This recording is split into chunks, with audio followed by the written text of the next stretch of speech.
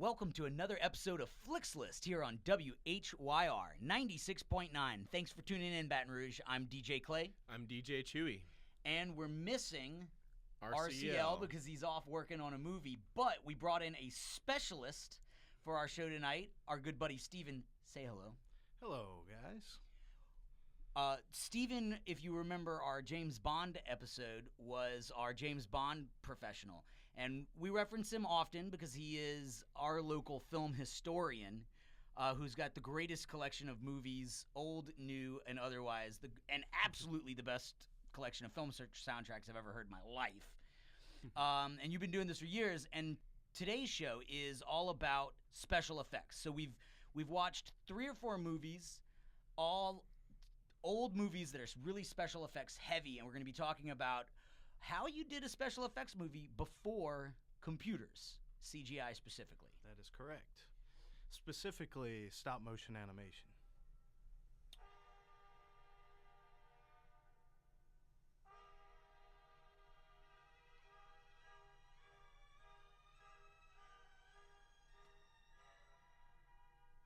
First movie we're going to do, if somebody wants to go ahead and read the stats to The Lost World.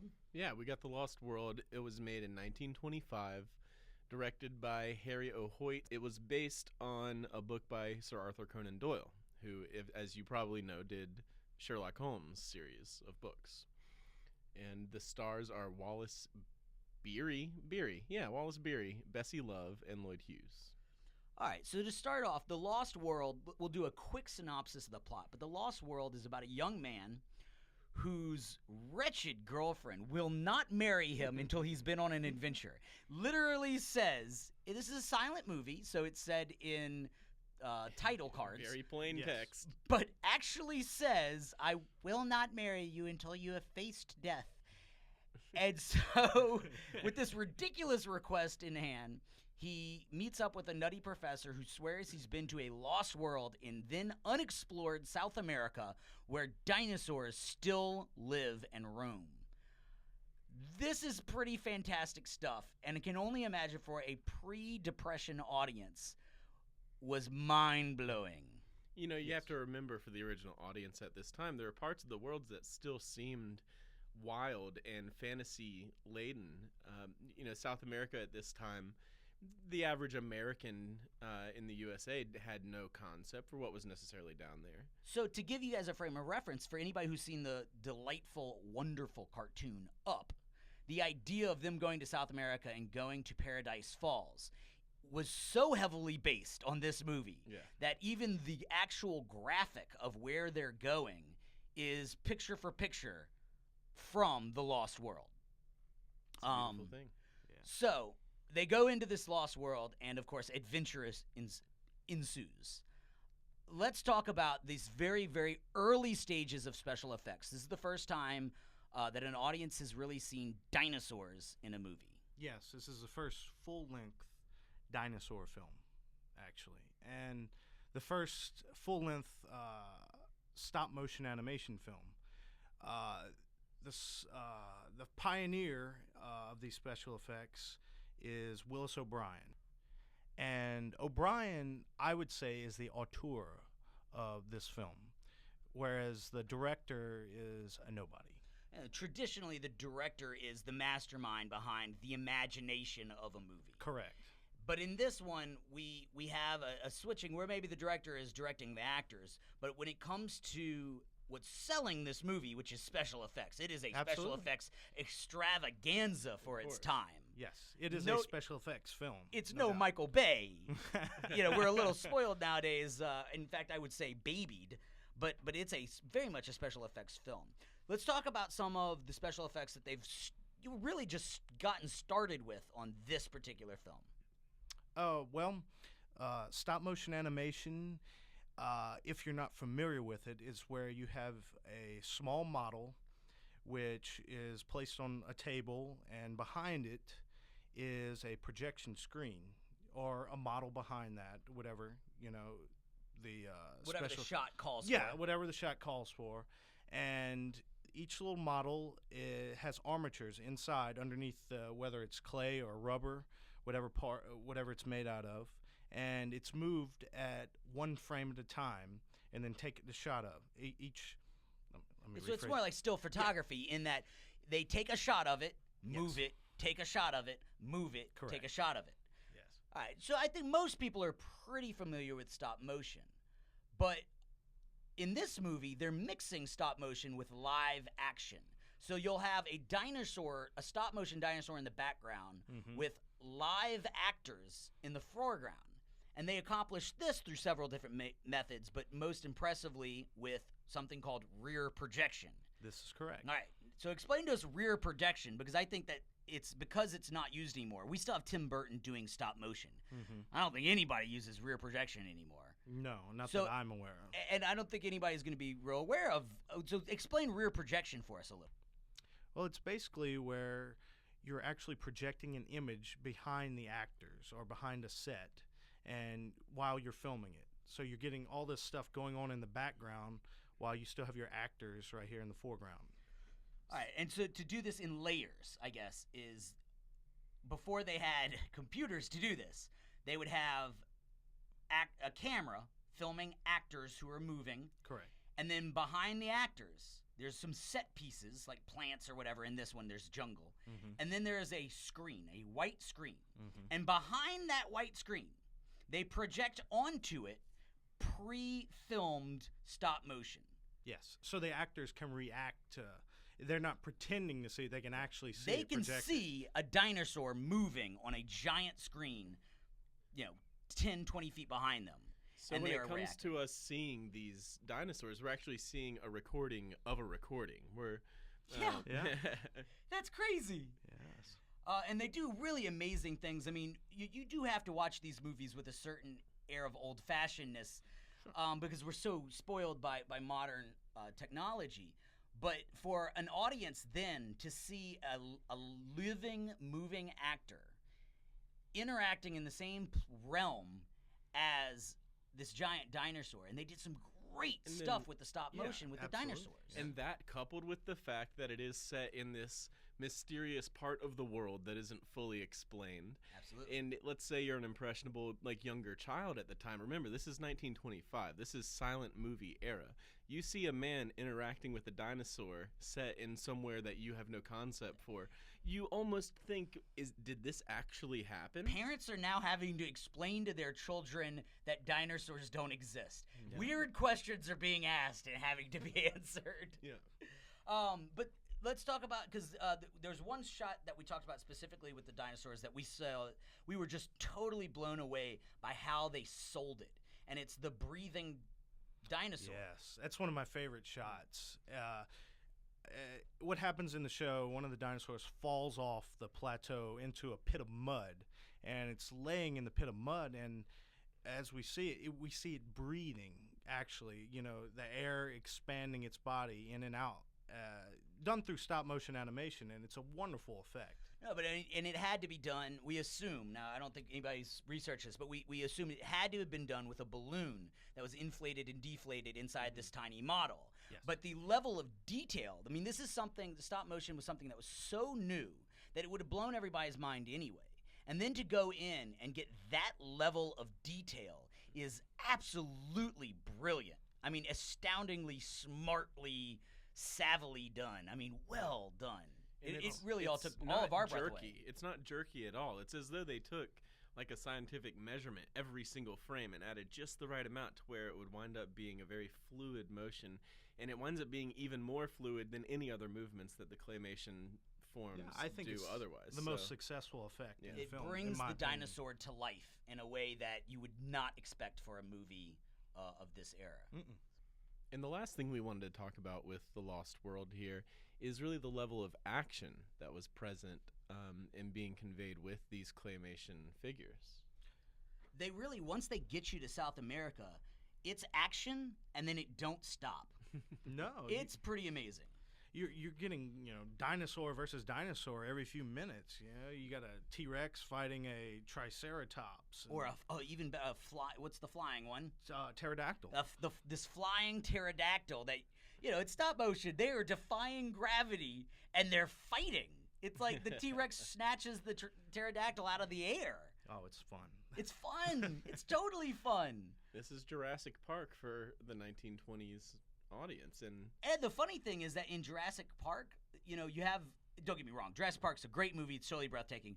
But the dinosaurs attack people. But you have these mythical, giant, ferocious creatures fighting each other, and it's thrilling. It's totally thrilling. But see, that to be said, I think Chewie, you brought this up while we were watching it. You don't have the sort of sympathy for the monster. Nowadays, you almost always have a sympathetic eye for the monster. Back then, you were saying the Tyrannosaurus Rex is killing things that it could not possibly eat. It's just like, man, I'm bloodthirsty and I want to kill everything. I'm here to kill. Oh, hey, there's a thing that I can kill. Let's go ahead and kill it too. I mean, you have a brontosaurus attacking people. At the end of the movie, where the monster is set loose in the city, you have a brontosaurus, which is a herbivore dinosaur, one that doesn't, attack and eat people, but, they're using this dinosaur to, tumble buildings down, smash cars, and, chew people in its mouth. Yeah, as a monster. It's a monster movie, Absolutely. All right, well, so let's let this idea of the monster movie bring us into the next one. For various authorities believe that buried somewhere under the polar ice cap, in a state of suspended animation, are the awesome creatures, the leviathans that roamed the earth at the dawn of time. And under certain conditions, a nuclear explosion could free one from his icy tomb. The Beast from 20,000 Fathoms. So this one, 1953, so we're about 28 years past what we just reviewed. It's directed by Eugene Leray, and it's based on a short story written by Ray Bradbury. So some really heavy-hitting writers for these low-budget monster movies. Yes. And now, in the special effects in the previous movie were done by... It was Willis O'Brien in The Lost World. And here we have Willis O'Brien's apprentice, Ray Harryhausen. This is his first solo feature by himself before he'd worked with O'Brien on Mighty Joe Young. And in this film, Ray Harryhausen takes the reins by himself. And he gives us the first monster on the loose film of the 1950s, whereas all the others basically copied this film, like Godzilla. King Kong, Godzilla. I mean, King Kong, which he did.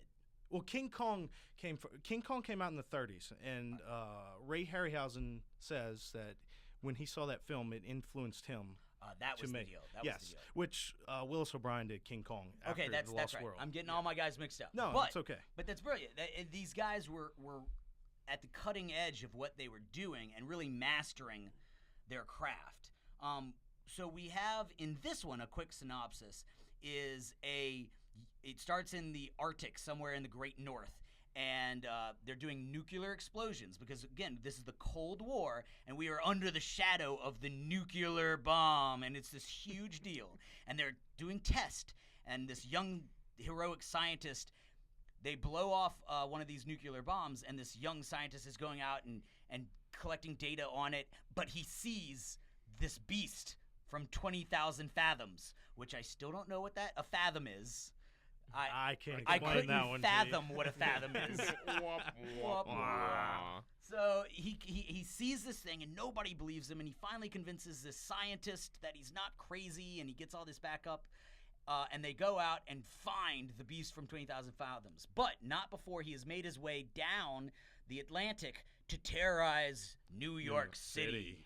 So we have what is really an early example of a very traditional, monster on the loose in the big city film. Now, whenever you're seeing this, if you see this for the first time, you're going to think that it must have ripped off Godzilla, because it is, to a T, a large beast ravaging and rampaging across a huge city. And he's still a reptile. A reptile. This came before Godzilla.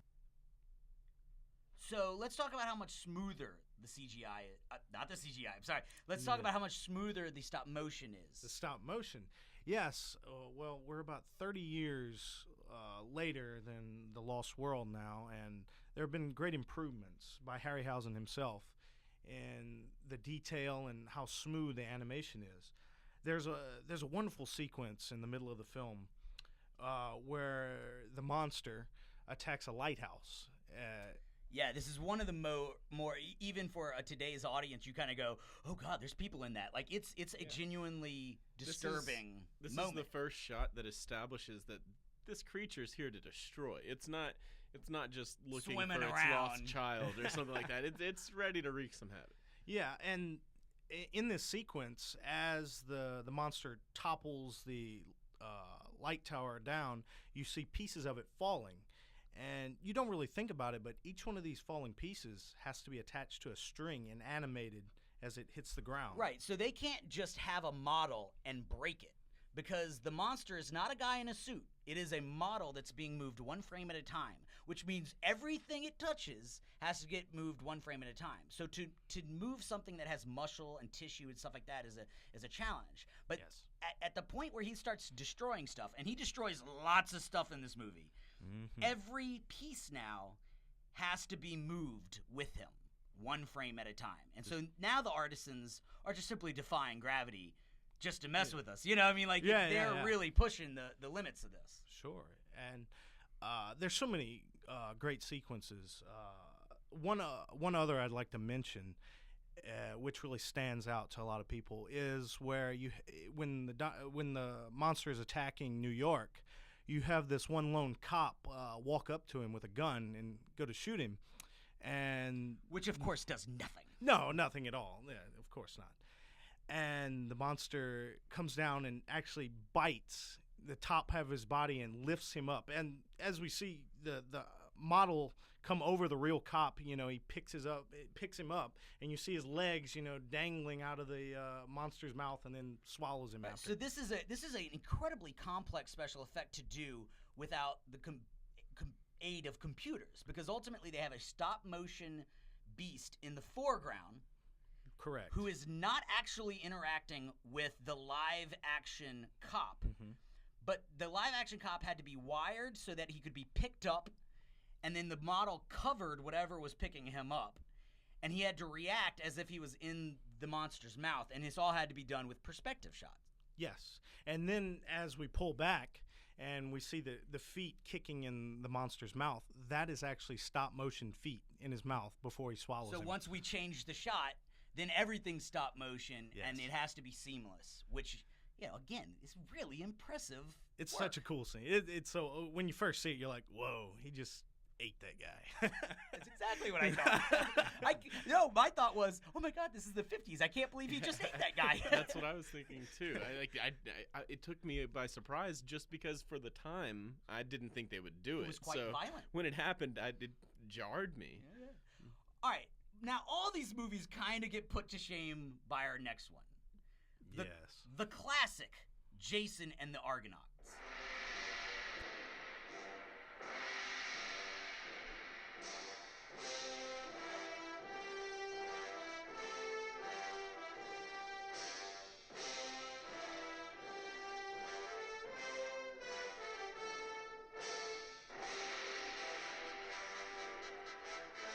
So this one sets us up in 1963. It's directed by Don Chaffrey, written by Jan Reed and Beverly Cross, and it stars Todd Armstrong, Nancy Kovac, and Gary Raymond. And yet again, this brings us straight to Mr. Harryhausen.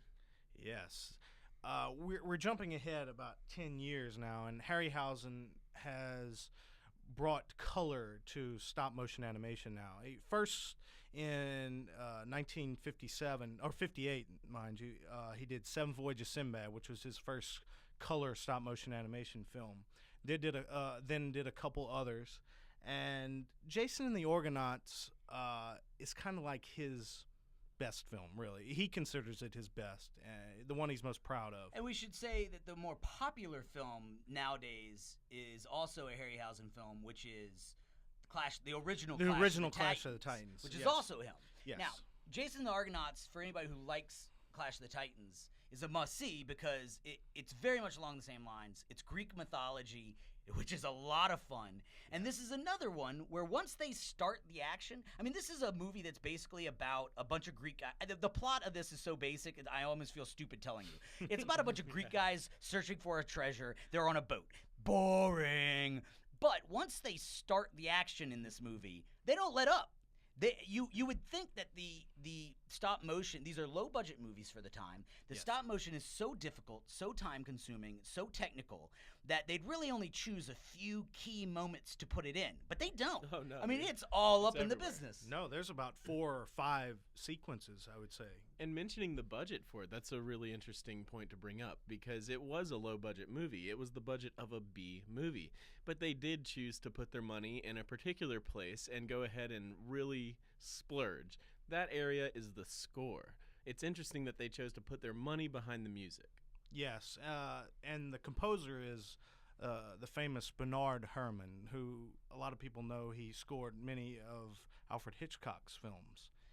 And he does his job here because what you have is an epic adventure movie that is made infinitely more epic by this grand soundtrack that I mean, it was money well spent. Yeah. It's a wonderful score. But can you imagine an action movie today having a limited budget and going, you know what?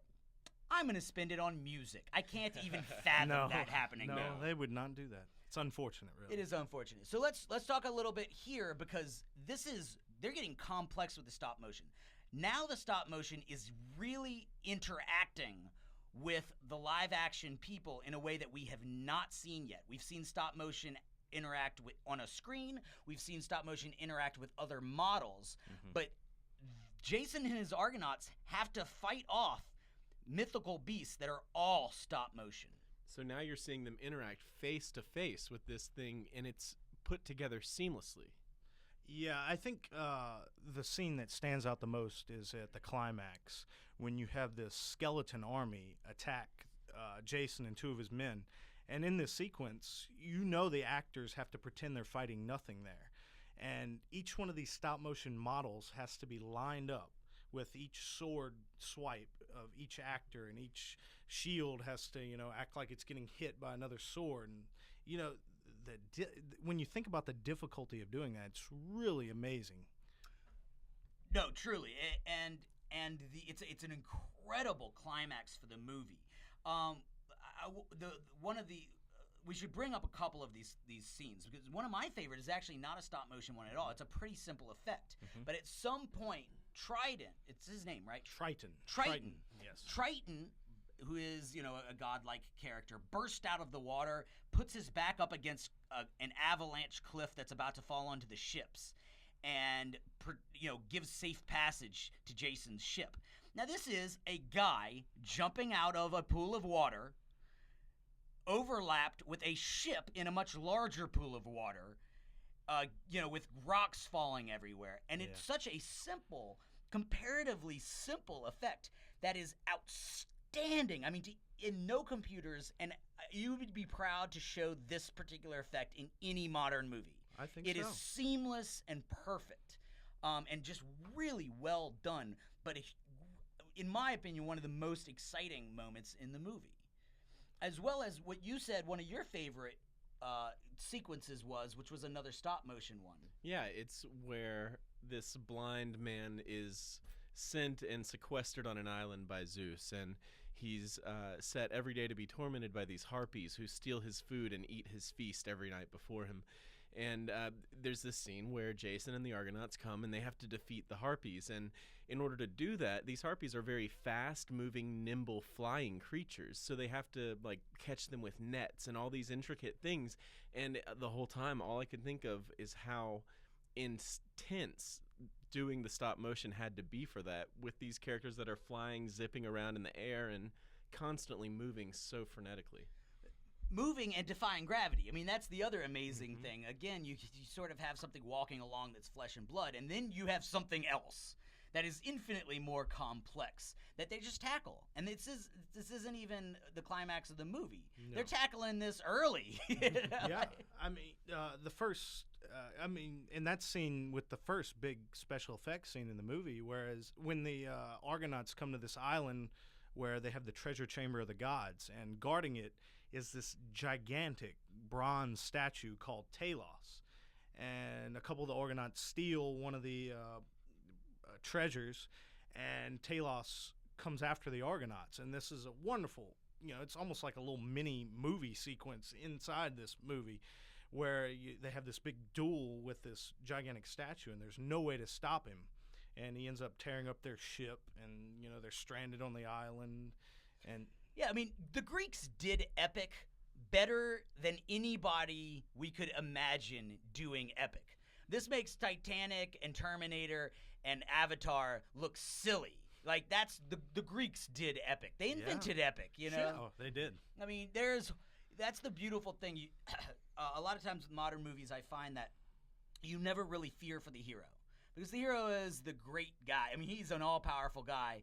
And, he may have to self-sacrifice. But in Greek epics, horrible things are going to happen to the hero. Mm-hmm. Horrible, unimaginably bad things are going to happen. Now, while we still have time, I feel like we have to mention one of the female characters in this movie that we spoke about lots afterwards. So all of these special effects are going on. And then the beautiful character of Medea comes on, which I'm just going to say to the radio listeners, male and female alike, she is tantalizing. Ah, yes. She casts a spell over all who see her. She's just gorgeous. Yes, she is. She's unfairly pretty. And it's a reason to watch the movie because she comes in late in the movie. Yeah. And, man, she's worth sticking around for.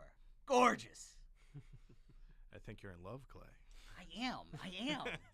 Somebody don't tell my fiance.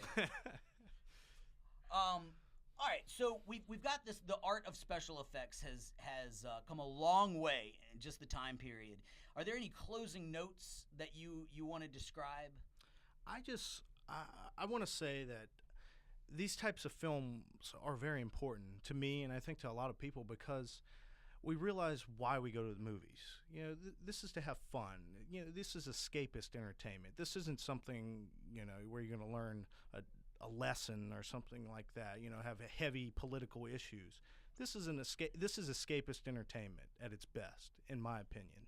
And that's why I like watching these type of films. Absolutely. And they did it really well.